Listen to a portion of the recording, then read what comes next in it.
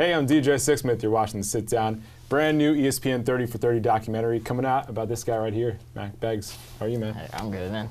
Mack Wrestles is pretty awesome. What was it like reliving all this and putting it all together? I mean, obviously, you know, I said yesterday, like, after the premiere when we were talking, I was like, it's still like so weird to see it and like kind of like look back and during that part of my life, I was just like kind of a situation. It was just kind of like I wasn't winning, but I wasn't like losing. It was like kind of like right in the middle, so I just didn't know what to do. But like now, like after seeing the impact it's made on like so many people, like I wouldn't change it for the world. Yeah, there was so much going on in that time of your life. You kind of need some separation from it, and I'm sure it's been a great thing for you. So when you look back on this, what are some things that stand out to you just about the whole journey?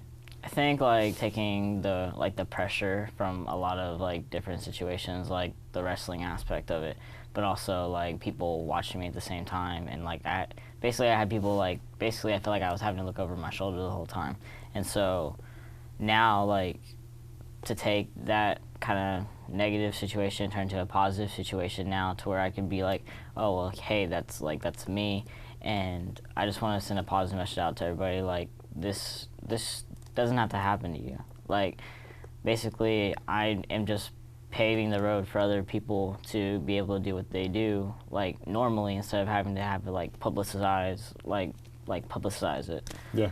No, you had to be the first person to go through all this. Yeah. So when you say look over your shoulder, do you mean the doubters, the haters? You know, who are the people that you kind of mean when you speak about that? So like when I would like go to like competitions, like I could see like maybe like people like looking at me or like looking at me weird, or like I would hear like people like talk behind my back, like some friends that I thought were my friends. Right.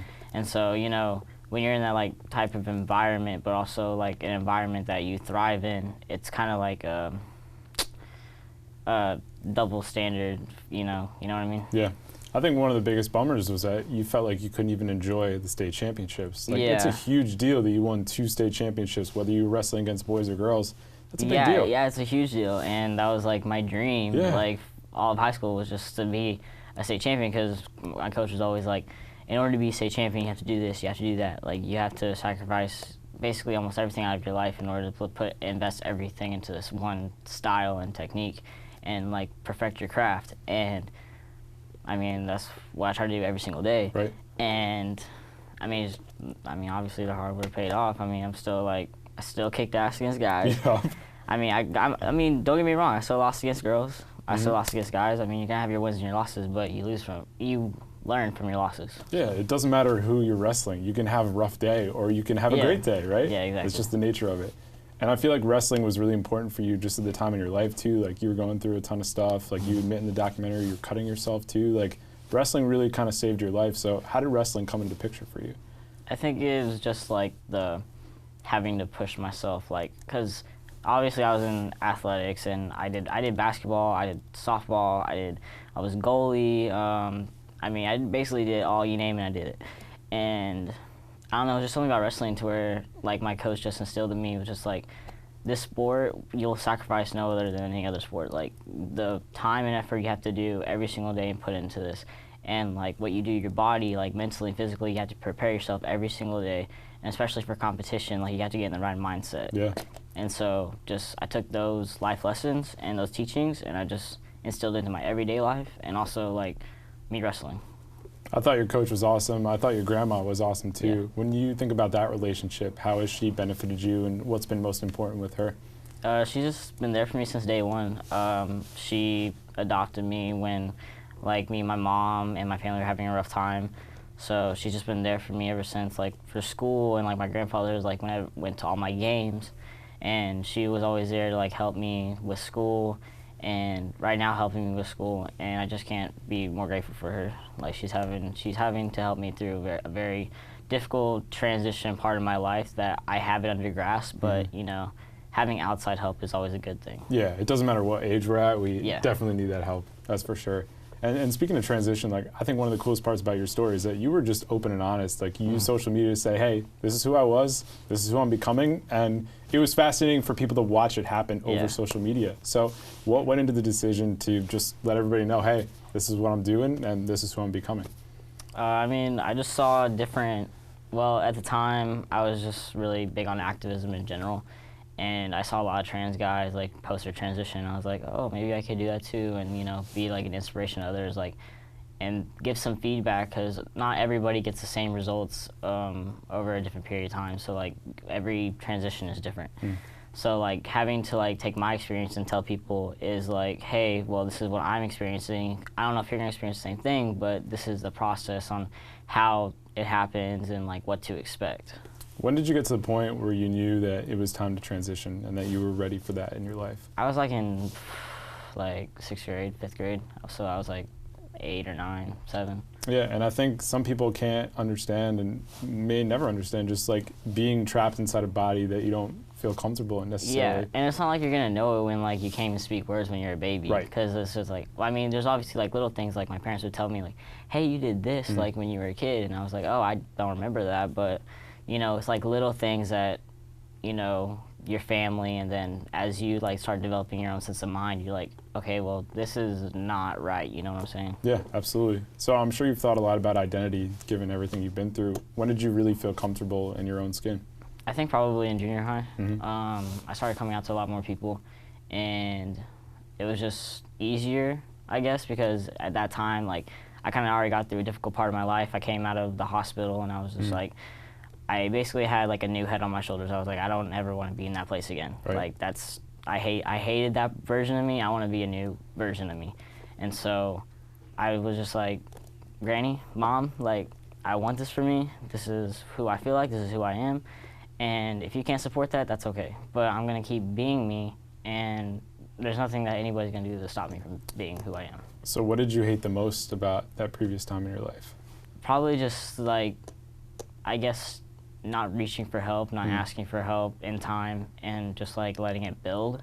And so, you know, I now don't do that no more. Like if I need to talk about something, I'll talk about something. And so just being able to talk about what's going inside your head is a really good way to like help transition, especially like when you're talking with other people and talking it out and hearing it out loud. Yeah, because there's kids all around the country that are dealing with this, just like what you were going through, and we weren't having these conversations previously. So how cool is it that whether it's your story or somebody else, like we can have an interview like this, we can have a conversation like this, and it's totally normal, right? What's it been like for you?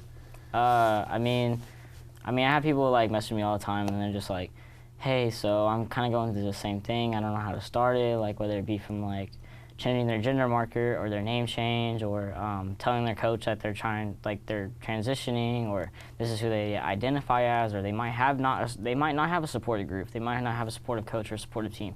So it's for them to get up the courage, and for them only, because only you can write your own story and your own path. No one else can like write it for you. So basically I just kind of like have this like, well, if you want to do it, only you and yourself can push you through that gate and that barrier. So it's one thing to go through your transition in general. It's another thing to do it in Texas, and especially given the rules and regulations when it comes to sports in Texas and dealing with trans athletes. So what boggled your mind the most just about the infrastructure, the outdated rules, just everything that came with you wrestling and you were trying to wrestle against guys? Well, I mean, first of all, I honestly didn't even think about it. Like at first, like when I first got into wrestling, and honestly, like any athletics in general, like I was just trying to play to like just do competition and practice and just do what I'm good at. And so when I started wrestling and I started like my transitioning more and more, and it started to become an issue for other people, I then was like, okay, maybe something's not right here. So we finally found out that apparently like the gender, you can only compete as the gender you like you are born as not as you identify as. And so I was like, okay, well, this is freaking messed up. Right. Like, this is messed up. And only 9 states like have that policy in place. And so why is it that only 9 states out of all the others, like, are like, why are y'all being like this? Like, and it's been 2-3 years in a row now that they've voted on this issue, and there's no budge and there's no change. And whether if there is a change or a budge, it's either transgender athletes can't compete at all, or they what was the other one?